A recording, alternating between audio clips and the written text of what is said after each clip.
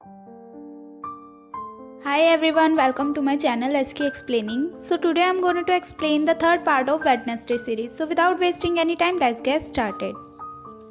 तो episode third की शुरुआत वहीं से होती है जहां पर एपिसोड सेकंड खत्म हुआ था। हम देखते हैं कि जब वेडनेसडे लाइब्रेरी से बुक ले जा रही होती है तब उसे किसी ने देख लिया था और इस बार हमें दिखाया जाता है कि उसे किसी और ने नहीं बल्कि बियंका ने पकड़ लिया था। बियंका और उसके फ्रेंड्स मिलकर वेडनेसडे को एक चेयर से बांध देते हैं और उससे पूछते हैं कि तुम लाइब्रेरी तक कैसे पहुंची। तब वेडनेसडे उनसे बताती है कि वो एक बुक के पेज के जरिए यहाँ पर पहुंची है। वो उन्हें वो पेज भी दिखाती है। तब वो सब लोग वेडनेसडे को अपने ग्रुप में शामिल करने के सोचते हैं, लेकिन वेडनेसडे उन सबको मना कर देती है और फिर वहाँ से चली जाती है। फिर वेडनेसडे अपने रूम में जाके उस पेज और बुक को देखने लगती है। वो जब उस पेज को उस बुक से जोड़ती है तब वो और भी ज़्यादा कंफ्यूज हो जाती है क्योंकि उसे कुछ भी समझ नहीं आ रहा था कि इसमें क्या लिखा है। और फिर सुबह हो जाती है। प्रिंसिपल वीम्स बताती हैं कि आज सभी नेवरवॉय के बच्चों को एक समारोह में जाना है। फिर वेडनेसडे जेवियर से मिलती है। जेवियर को लग रहा था कि रोहन अभी जिंदा है। तब वेडनेसडे उससे पूछती है कि क्या रोहन तुम्हारे मैसेजेस के रिप्लाई दे रहा है। तब जेवियर के पास इसका कुछ भी जवाब नहीं होता। तब वेडनेसडे उसे वो बुक और पेज दिखाती है। जेवियर उस बुक में वेडनेसडे को देखकर काफ़ी हैरान रह जाता है और वो उससे पूछता है कि तुम इस बुक में कैसे आ सकती हो। वो वेडनेसडे से कहता है कि 30 साल पुरानी बुक में तुम्हारा जिक्र कैसे आ सकता है और तुम क्रैकस्टोन के साथ क्या कर रही हो। एक्चुअली क्रैकस्टोन वहाँ की एक महान हस्ती माना जाता था, बट उसकी डेथ हो गई थी और अब उसी के नाम पर यह समारोह बनाया जाता है जिसमें नेवरवॉय के सभी बच्चे इनवाइटेड होते हैं। फिर सभी नेवरवॉय के बच्चों को अलग अलग काम पर लगा दिया जाता है। वेडनेसडे को पिलग्रिम वर्ल्ड मिलता है। उसे उधर काम करना था और सभी को सर्व करना था। यहाँ पर वो लेडी वेडनेसडे और उसके फ्रेंड्स को 1625 का पिलग्रिम वर्ल्ड दिखाती है। वो बताती है कि क्रैकस्टोन ने सबसे पहले इसी का निर्माण किया था। फिर सभी को अपने अपने काम पर भेज दिया जाता है। कुछ समय बाद 3 लड़के एक लड़के को परेशान करने लगते हैं। तब वेडनेसडे आकर उसे बचाती है और उन तीनों लड़कों को अच्छा मज़ा चखाती है और वो तीनों लड़के वहाँ से भाग जाते हैं। और फिर वेडनेसडे उस लड़के की हेल्प से, जिसके उसने हेल्प की थी, उस लड़के की हेल्प से क्रैकस्टोन के वीडिंग हाउस में पहुँच जाती है और उस लड़के को वो डोर के बाहर खड़ा कर देती है ताकि जब कोई आए तो वो वेडनेसडे को आगाह कर दे। और तभी उस वेडिंग हाउस में वेडनेसडे को एक पिक्चर दिखाई देती है। उस पिक्चर में उसे क्रैकस्टोन और वही लड़की दिखाई देती है जो कि उसके विजन में आया करती है और उसके हाथ में एक बुक भी होती है। और यहाँ पर क्रैकस्टोन की मूर्ति के पास सेम वैसी ही किताब रखी होती है। वेडनेसडे उसे उठाकर देखती है तो उसे पता चलता है कि वो बुक फेक है। और तभी वहाँ पर मिस्ट्रेस आ जाती है और वो वेडनेसडे से पूछती है कि तुम यहाँ पर क्या कर रही हो। तब वेडनेसडे उनसे ये पूछती है कि आप बताइए ये नकली बुक यहाँ क्या कर रही है और असली बुक कहाँ है। तब वो बताती है कि वो बुक काफ़ी समय पहले चोरी हो गई थी, इसलिए उन्होंने फेक बुक यहाँ पर रख दी ताकि टूरिस्ट को कुछ पता ना चले। और दूसरी तरफ हम इनित को देखते हैं। वो एजेक्स के साथ होती है और काफ़ी खुश होती है। एजेक्स ने भी उससे डेट के लिए पूछ लिया होता है, जिससे कि इनित काफ़ी खुश होती है और वो उसे हाँ कर देती है। और फिर यहाँ से वेडनेसडे टेलर के पास जाती है। वो उससे रियल वीडिंग हाउस के बारे में पूछती है ताकि वो रियल बुक ढूंढ सके। और फिर वेडनेसडे उसे एक नक्शा दिखाती है और उससे पूछती है कि पुराना वीडिंग हाउस कहाँ पर है। तब टेलर उससे बोलता है कि वो मीटिंग हाउस तो खंडर हो चुका है और वो उसे उसका पता भी दे देता है। तब वेडनेसडे उससे कहती है कि मुझे वहाँ पर जाना है।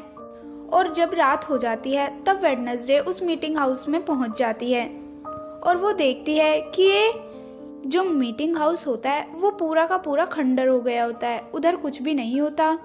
और तभी वेडनेसडे के पास एक बूढ़ा आदमी आता है। वो उससे कहता है कि ये मेरा हाउस है, तुम यहाँ पर क्या कर रही हो। और वो बूढ़ा आदमी वेडनेसडे को वहाँ से भगाने लगता है, लेकिन वेडनेसडे के पास थिंग होता है जो कि उस बूढ़े आदमी को डराकर वहाँ से भगा देता है। लेकिन वेडनेसडे को इस मीटिंग हाउस के अंदर कुछ भी नहीं मिलता और जब वेडनेसडे यहाँ से जाने लगती है तभी उसे एक विज़न आता है जिसमें वो देखती है कि वो 1600 ईस्वी में पहुँच गई है और वहाँ पर क्रैकस्टोन भी है और वहाँ पर वेडनेसडे के पूर्वज भी होते हैं। वो क्रैकस्टोन वेडनेसडे के पूर्वजों को जलाकर मार रहा होता है और उस लड़की को भी मार रहा होता है जो कि वेडनेसडे के विज़न में आती है। वो उसे थप्पड़ मार मार के एक कमरे में लॉक कर देता है कुछ आदमियों के साथ और उस कमरे में आग लगा देता है जिससे कि सभी लोग वहाँ पर जलने लगते हैं, लेकिन वो लड़की बच जाती है। उस लड़की का नाम वुडी एडम्स होता है।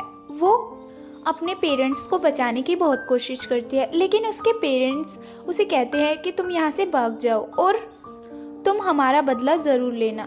तब वुडी एडम्स ऐसा ही करती है और वहाँ से भाग जाती है और उसकी जान बच जाती है। और तभी वेडनेसडे का सेंस भी लौट आता है, वो अपने विज़न से बाहर आ जाती है और वेडनेसडे को यहाँ पर ये पता चलता है कि वुडी एडम्स उसकी ही पूर्वज है जो कि 400 साल पुरानी है।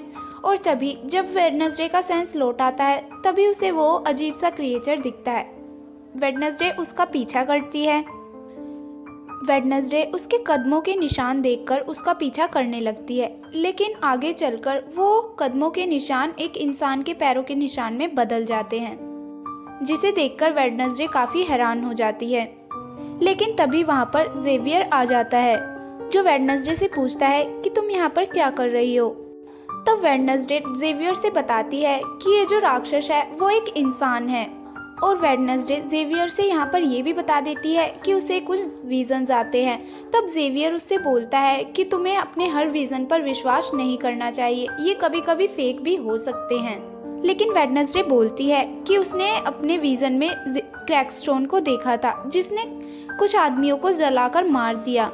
तब जेवियर बोलता है कि ये बात 400 साल पुरानी है और वो उससे कहता है कि 400 साल पुरानी बात का अब से कैसे ताल्लुक हो सकता है।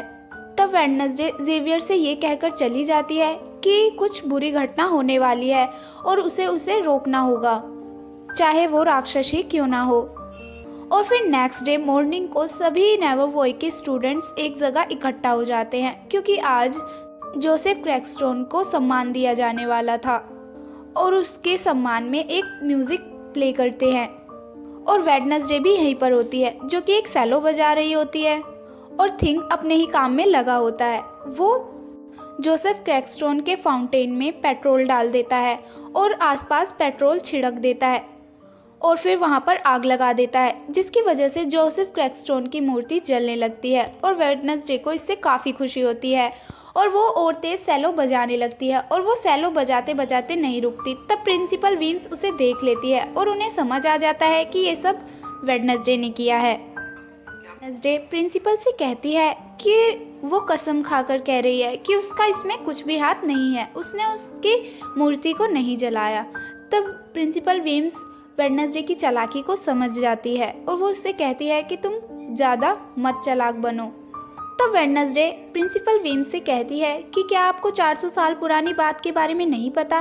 क्या आपको नहीं पता कि उसने कितने सारे मासूम लोगों की जान ली थी?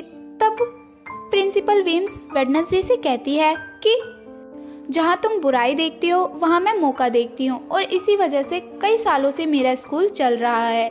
और फिर वेडनेसडे ये सब कहकर वहाँ से चली जाती है और प्रिंसिपल वीम्स वेडनेसडे को कहती है कि वो इतनी जल्दी से हार नहीं मानेगी, वो उसे सुधार कर ही मानेगी। तब वेडनेसडे वहाँ से चली जाती है और फिर इसके बाद हमें वो मीटिंग हाउस दिखाया जाता है जहाँ वेडनेसडे गई थी।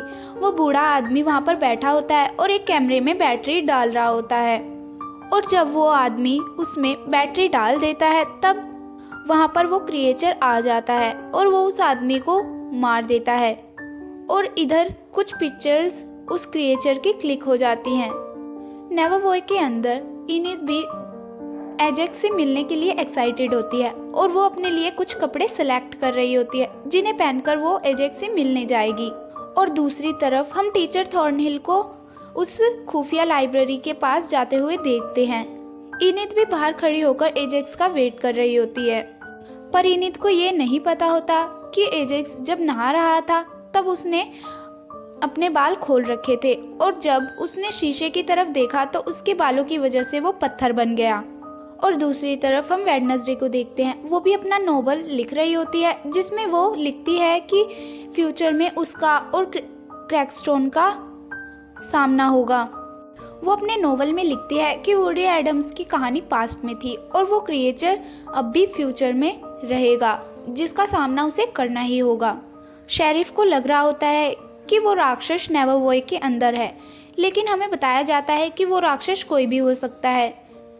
हमें यहाँ पर थॉर्नहिल को दिखाया जाता है जो कि काफ़ी क्रीपी तरह से हंस रही होती है। वेडनेसडे अपने नोवेल में लिखती है कि हर राक्षस चालाक नहीं दिखता, कुछ मासूम दिखने वाले लोग भी राक्षस हो सकते हैं। जरूरी नहीं कि राक्षस के पास पंजे या फिर नुकीले दांत हो, वो अंधेरे में छुपकर वार करते हैं और वो काफ़ी खतरनाक होते हैं, और जब आपकी आंखें बंद रहेंगी तब वो क्रिएचर आप पर हमला कर देते हैं। लेकिन वेडनेसडे यहाँ पर लिखती है कि मेरी आंख हमेशा खुली रहेगी और मैं उसकी तलाश कर रही हूँ, और वो उसमें लिखती है कि वो सच का पता लगा कर रहेगी। पुलिस वालों को भी कैमरे की मदद से उस राक्षस की पिक्चर मिल जाती है, और इसी के साथ यहाँ पर ये 3rd एपिसोड खत्म हो जाता है। Okay guys, if you like this video then give it a big thumbs up and don't forget to subscribe my channel. जल्द मिलते हैं ऐसी एक और वीडियो के साथ, तब तक के लिए बाय, टेक केयर, टाटा।